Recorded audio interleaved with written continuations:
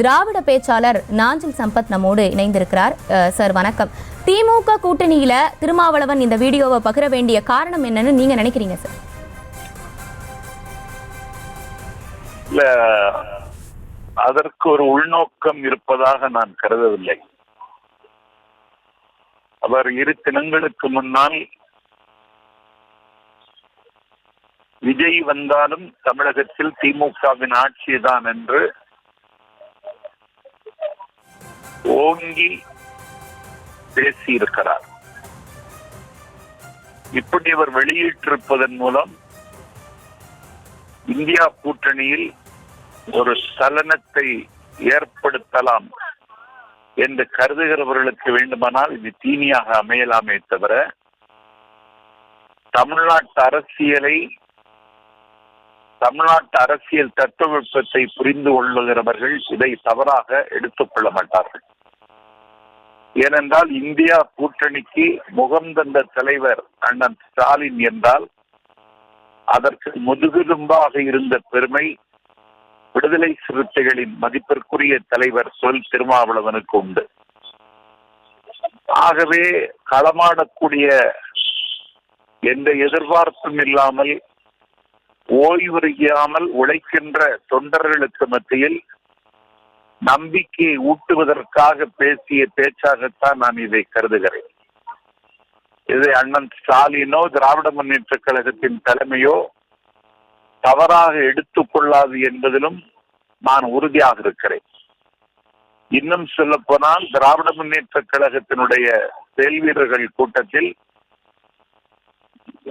தனி சின்னத்தில் தான் நிற்போம் என்று திராவிட முன்னேற்ற கழகத்தின் மூத்த தலைவர் அண்ணன் நேரு போன்றவர்கள் காயம் விடும்படியாக துரை வைகோ பேசியதை கூட எளிதில் கடந்து சென்று இந்தியா கூட்டணியில் எந்த சிராய்வும் ஏற்படக்கூடாது என்று நடந்து கொண்ட பெருந்தன்மையும் கண்ணியமும் அண்ணன் ஸ்டாலினுக்கு மட்டுமே இந்திய அரசியலில் உரிமை உள்ளது.